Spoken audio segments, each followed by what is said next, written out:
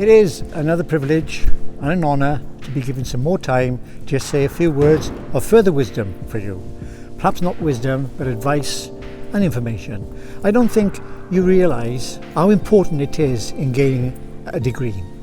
It's not just gaining those few letters after your name, but it's actually having gone through the whole procedure which precedes the obtaining of a degree. It's a major achievement, something that you should never forget, and something of which you should be very proud. The occasion of graduation day is so very important. I remember mine.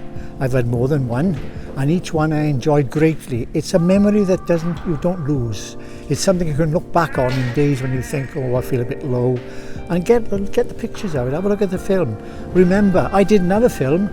I had a couple of pictures, that's all, but they reminded me of what I did and what an achievement it was. So please remember, not only have you a degree, which is a major achievement, not only can you remember graduation day and the good days that you spent at Cardiff University, but always be proud of the fact that you came from Cardiff University, you achieved your success at Cardiff University, and please keep in touch with Cardiff University.